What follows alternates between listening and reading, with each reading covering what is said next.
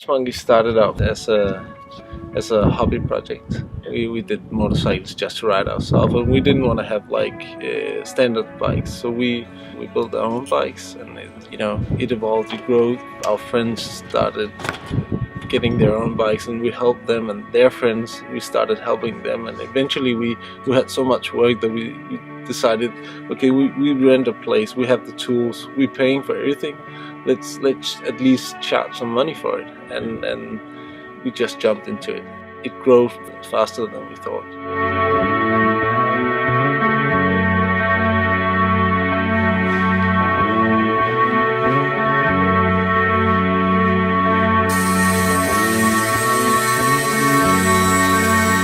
We wanted clothing that was usable outside the garage as well. So, and today it's fairly easy to find somebody to produce your stuff. So we just jumped into that as well.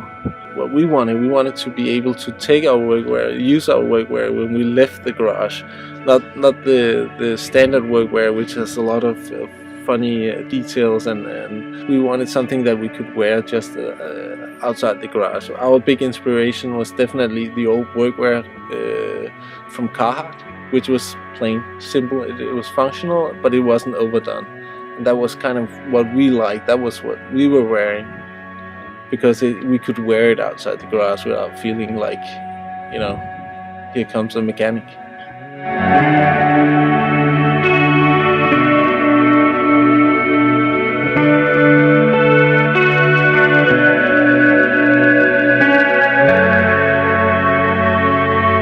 There's actually a lot of people never leaving this island. They work here, they do their grocery shopping, everything. They stay in this island, which is kind of funny, but they're very proud of it. But it's becoming, it's becoming more and more part of Copenhagen as a inner city. It's one of the places where you can actually afford to buy an apartment.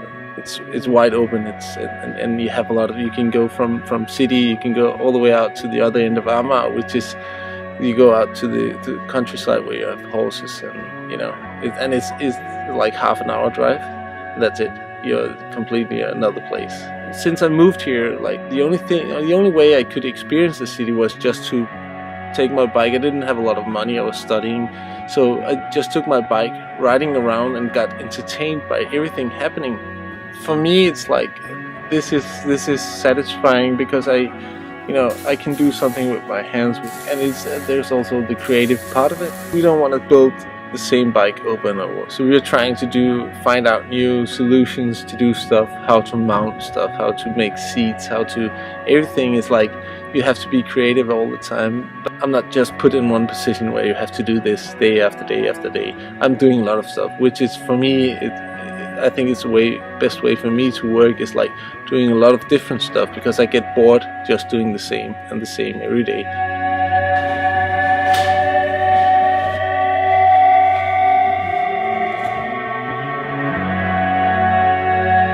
Bike culture in general in Denmark has been good for a lot of years. Our style, our look is becoming more and more popular. Especially because people can afford doing this themselves, the bikes, and I think it will keep on evolving, and a lot of people will get into it.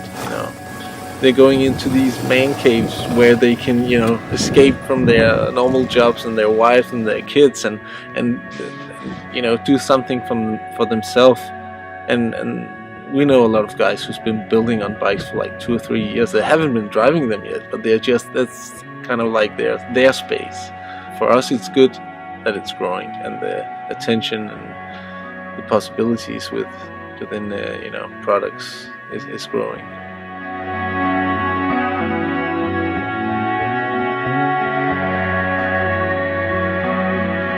It's very important to always analyze what you're doing, and not being afraid to sort of define that you did something wrong. And I think that's definitely one of our strengths. We're not afraid to admit when we did a mistake. It's not like it's our honor that's at stake. I mean, like in Danish society, it's not really common to admit your mistakes,